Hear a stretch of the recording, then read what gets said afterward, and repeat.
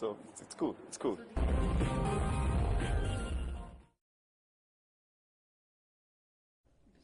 All right, welcome back. In case you're just joining us, it's still at the Money Show, reaching you from Nigeria's capital. My guest is entering the shot, Honorable Wadada, trying to adjust himself. Okay, Honorable Aliu Wadada, a former House Committee chairman on capital markets, is joining me right now. Honorable Wadada, welcome to the program. Thank you very much, Nancy. Where should we start from? Where should I start from now? You should know where to start. Yeah, I don't know. I don't know your party, party, the outgoing president. My party is PDP. Your party is PDP, I know. Which has always been. Yes, it's always been. Are you thinking of potting? Are you thinking of no. Cross-carpeting to APC? No. I mean, that's not the idea about democracy. The fact that PDP has lost after 16 years is not good enough reason for me to defect. And any lover of democracy will want to remain in PDP. Whoever has been PDP should remain in PDP, not because he does not want to join APC, or because APC is APC is not a party to join, but to remain in PDP and make PDP as formidable as it should be as an opposition, so that you give the effective and needed and effective opposition for democracy to thrive. Because democracy will not thrive without a very effective opposition. So remaining in PDP will really help democracy in Nigeria. So that doesn't mean that APC is not the party today. APC is the party today because God has given them victory. And the victory is not only for PDP.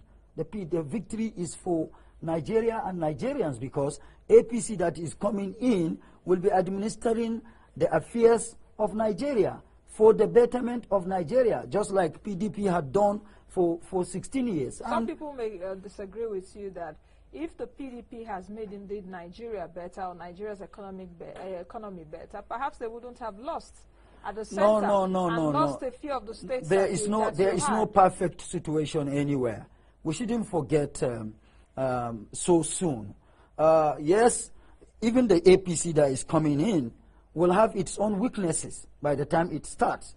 APC, there are governors today, some states are being run by APC. The situations there, the situations there are not perfect situations. So APC and PDP had spearheaded the affairs of Nigeria for 16 years. In some cases or some areas, yes. As natural as we all know, weaknesses have been experienced, and just like every other human endeavor, you cannot naturally have a perfect situation. So, but alongside, we congratulate APC, and we pray for the best. Because why do you think your party lost? I've not asked you that question. Why do you think your party lost at the center? The PDP lost at the center.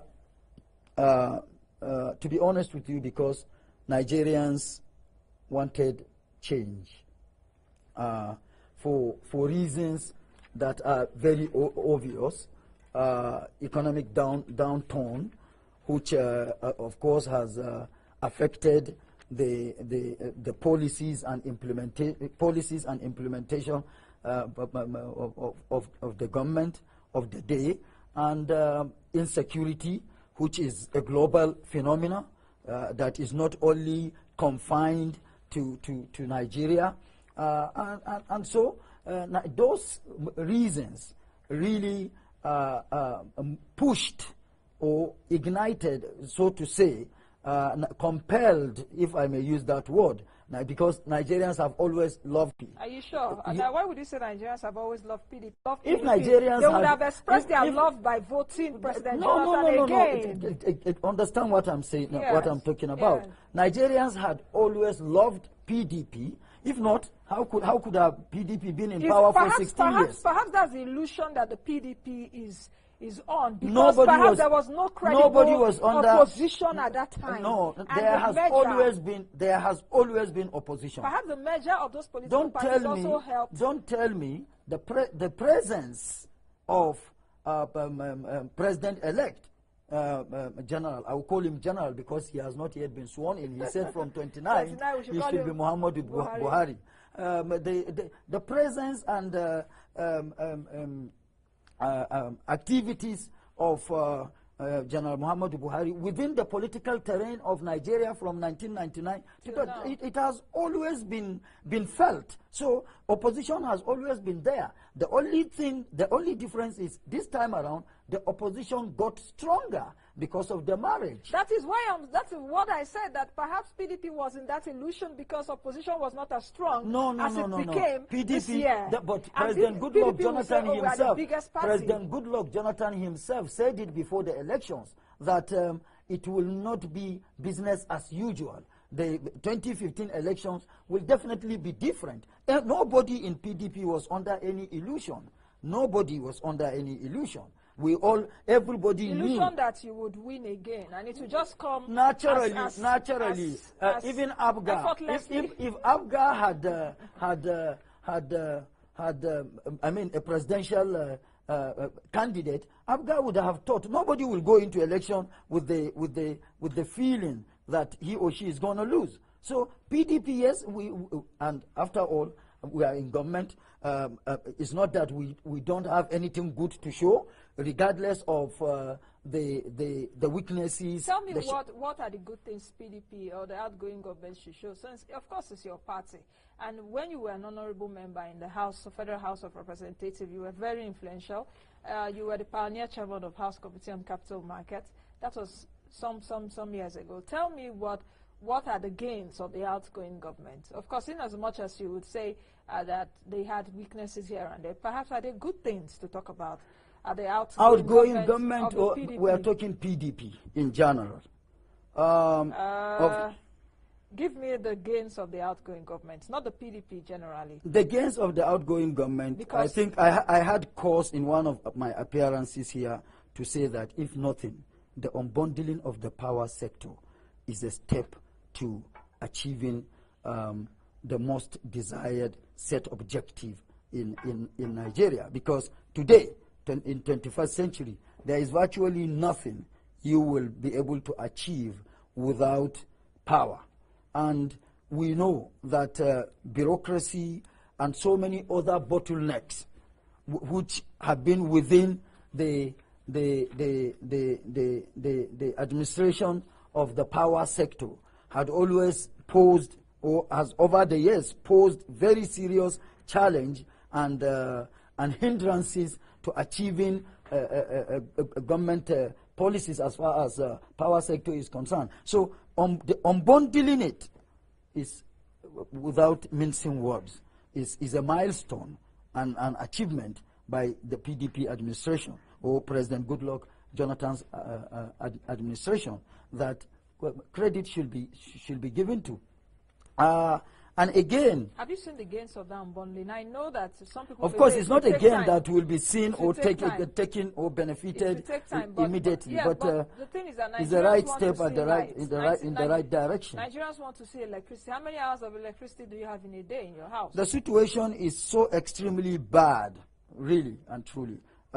In Apo, I mean, within the FCC, that is Federal Capital City, I think Apo Legislative Quarters is the worst of all the settlements or the components that make or the communities or districts that make up the Federal Capital City.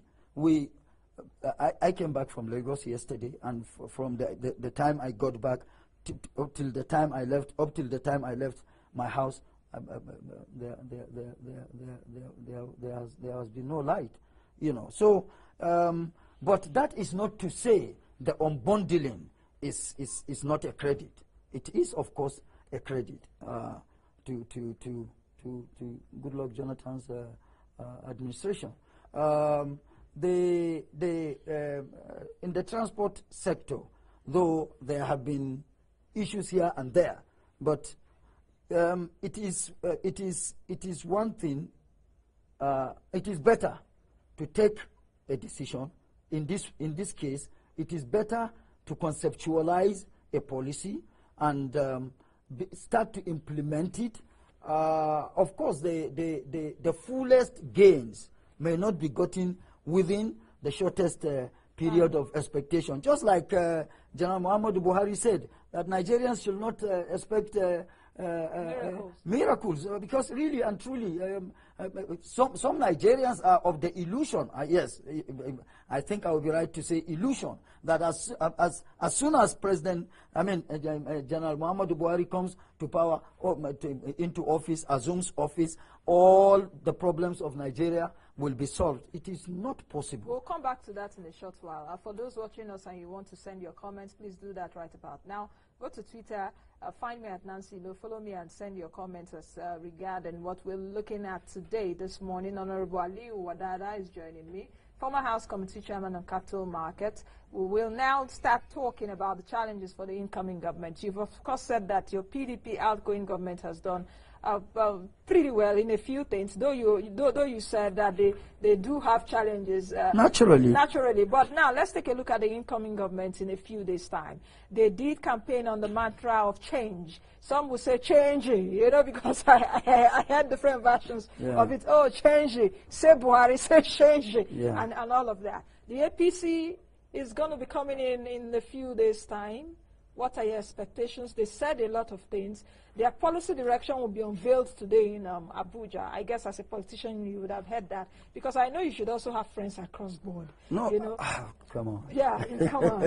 So the policy direction will be unveiled today. We'll get that and we'll start analyzing it, of course, as soon as it comes out.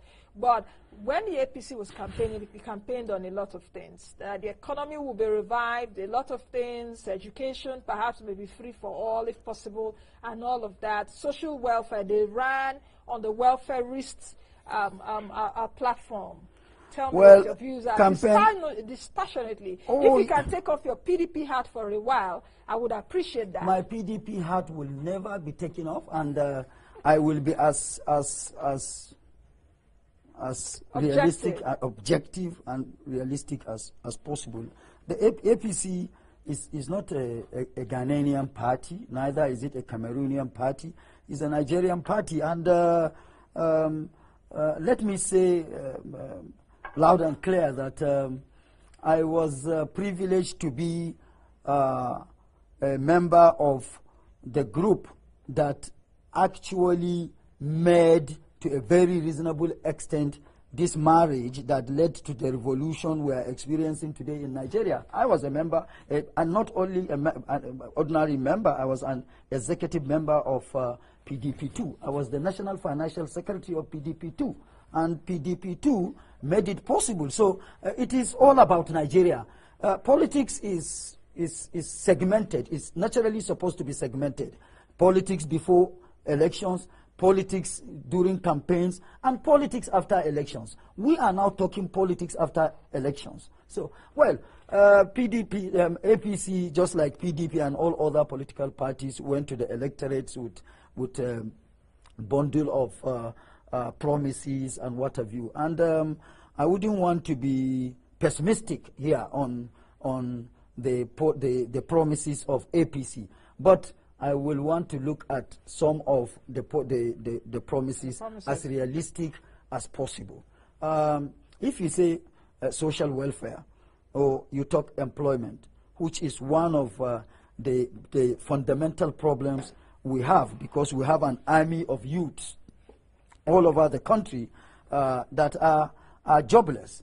So creating employment does not come from the skies, because as it is today, with the low level of employed Nigerians, there are cries all around the country on the lack of payment of salaries and what have you. First and foremost, I will expect APC government to look inward and see how wealth can be created. And apart from seeing how wealth can be created, there are agencies within we must check, APC government must check fiscal recklessness, high expenditure profile of government and governance. And again, there are agencies like Pension Commission. Pension Commission has so much unutilized or idle funds. There is over $1 trillion under PENCOM. And what PENCOM does is it invests in government instruments, treasury bills and bonds. But the incoming administration must make sure PENCOM invests in the real sector, because if it does invest in the real sector, there will be proliferation of business activities, which will now create the opportunities for employment. And because there will be proliferation of activities, business activities, which will lead to creation of wealth and, providing employment, that will, if that is what APC as a party refers to welfareism, then I can understand. But welfareism as to social, what do you call it? Social welfare. Social welfare. Yeah. Welfare scheme. Social welfare scheme. I don't think that will be possible under any government in the present day Nigeria within the next 10, 11, 12, 13 Why are you years. that pessimistic that we can't have a social welfare scheme, bearing in mind that Nigeria is an oil-producing country? If we are able to plug in the leakages that we have right now, I'm always of the view that Nigeria can operate a 10 to 12 trillion naira budget if we harness almost everything, if not 100% of what we have. The fact that if we diversify. Yes, if we diversify. Good. If we diversify, because there are other sources of revenue in Nigeria, but our concentration has always been on the oil and gas sector. And the oil and gas sector is experiencing what it is experiencing today globally. Our revenue profile has gone below 50. Has gone lower by 50%, and so the income is now low, and it is not for us to just look at us, and Nigeria as oil-producing country, but look at Nigeria within, around, and about the oil sector in conformity with what is experienced globally. There are crises here, and America has been before now one of our major buyers of oil. I think in the last 6, 7 to 8 more months. Than that, since July of last year. Yeah. Nigeria hasn't bought even the U.S. Yeah, the U.S. hasn't bought even a liter from Nigeria. If you will take, so that is a setback that must be looked into. But talking about other sources, we are agriculturally, endowed, naturally endowed to have taken much more broader, deeper steps to deepen agricultural activities in Nigeria for as revenue income. So if that is done, even if that is done with the bundle of liabilities we have, our domestic debt is over 5 billion naira, right? Dollars. $5 billion, our domestic debt. And then the foreign debt profile, I really don't have the figure, but I guess you should have it. So with all those liabilities on the table, even if we are able to diversify and effectively utilize diversification, social welfareism cannot be in place immediately. It is not impossible at the end of the day, but not immediately. So what is key is for the incoming administration to look inward, just like I said, about PENCOM, AMCON is sitting on assets. How do you create value around, about what AMCON is sitting on? Because if that is not done, AMCON is likely to be another bubble that may burst anytime.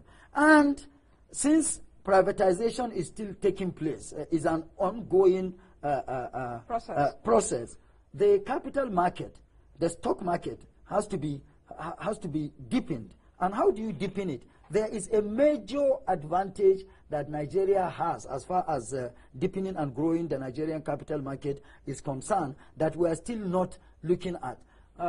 Population is one of the advantages we have, and we should be able to leverage on that to deepen and grow the Nigerian capital market by creating and insisting on mutual funds, so that the Gari seller in Wuse market, the Alabo, Kuli seller in Kefi market will be able to participate, invest in the market through the vehicle mutual funds. And if that is done, you can imagine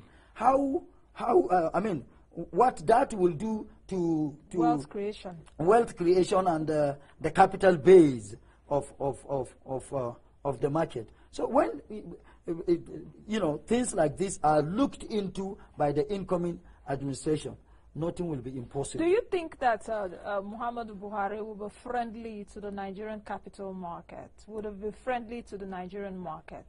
Yes, do you think he will be friendly to the capital market? He has to be friendly to the capital market because General Muhammadu Buhari has always loved Nigeria, has always been concerned about Nigeria, I think, which is why he insisted on running from 1999 to date, and God has given it to him because he feels there are one or two areas that he needs to really take care of to make life worth living for Nigerians. And if he really wants to make life worth living, the capital market is a global vehicle, is a global phenomenon that he cannot have option of not being friendly with. It is a component of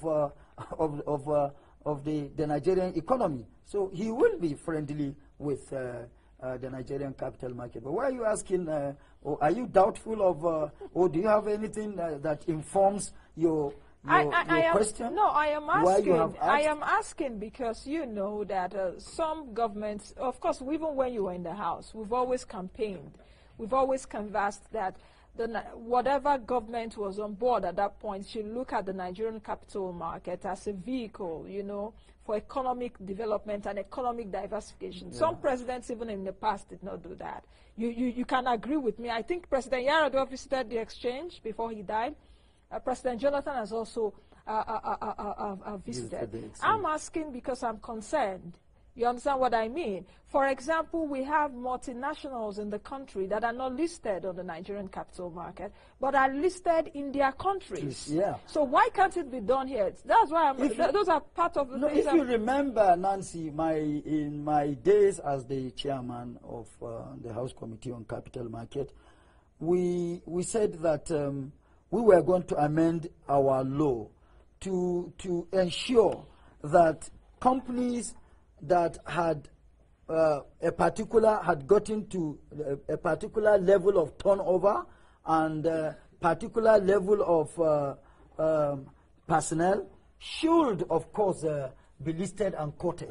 What business has MTN got to be in Nigeria and not yet? Up till now, not listed on the exchange, and a couple of companies. But then the situation wasn't as understood as now. Don't forget, in the history of legislature in Nigeria, prior to my emergence as the chairman of the House Committee on Capital Market, there had never been a standing committee of the legislature on the capital market. And even when we started it then, it took the Senate 2 years to come online, you know. So the understanding, quote and unquote, the understanding of the capital market as far as government, governance, and what have you is concerned wasn't, as much as now. There is a much clearer and better understanding. And the utilization, so to say, because capital market under government, holistic government-owned institutions does not play the role that is required of it to play, like when it is under, you know, when government is divesting, like now. Privatization has always been, from 1999 to date, and PDP government in all ramifications. Yeah, the privatization law was made by the legislature under the leadership, stewardship of PDP as a government in Nigeria, and the majority members of the National Assembly were all PDP. So PDP actually made privatization possible in Nigeria, both at the level of the executive and the legislature. But the question is, which is for another day, that I will not want to debate that with you, is the impact of the privatization, where those privatization processes also done well. That's another kettle of fish. But I want to ask you before we end, what are your concerns as General Muhammadu Buhari takes over in a few days' time? What are your concerns? What do you think he should be doing? Or he should do as he comes in? He is known to be an upright man, and I pray he will remain upright. The political intrigues within the party that he has found himself, because the party he has found himself is much more, let me say, cosmopolitan than and much more dynamic than the parties he had ridden over the period before the emergence of this. So I hope that intrigues will not, you know, put him off balance. So I pray he remains upright and ensures without sentiment that the needful as far as government and governance in all ramifications, because when I say the needful, we all know, he knows better. This is not the first time he has been there. You know, he had been there before, though under a different, outfit. But bottom line is, he was there before. This is democracy. And I think, right or wrong, PDP has set the pace. You know, it's just for the paths that PDP has set to be taken. Where PDP went wrong, then the incoming administration should correct it for the betterment of Nigeria and Nigerians. Otherwise, there is really no magic. There will be no magic about it. And I pray, we all pray, if all PDP members in Nigeria, outside Nigeria, are all praying for the success of the incoming administration, because it is all about Nigeria and Nigerians. It is country first. Okay, let's quickly take a few comments before we go. Julius Taiwo on Twitter is saying Buhari should revisit the power sector and do the needful, while Life Ewere is saying the wheel can only be steered by holding the steering with clean hands instead of pocket gloves like our government, while Jeremiah Yowale is saying that Buhari is not a miracle worker. Peace Ambassador is saying, I don't think Nigerians love PDP as you say. Nigerians voted them out because of their incapabilities. That's not for me to say, but we don't have time to. You will respond on another edition of the program. Nigerians had always loved PDP before the developments. Yeah, so and change has overtaken everything. Yes, but PDP is also part of the change. Okay. There has no president in Nigeria had before now. President Goodluck Jonathan. Honorable, thank you. Accepted, conceded defeat. Thank you for coming on the show. The president-elect, and the change is about PDP. Okay, thank you very much. Thank you very much for joining us. Please join us again tomorrow on Obradi Wadada. We've been looking at the challenges for the income government. Do the change you want to see. Do the best you can be. Sorry, everyone. Bye now.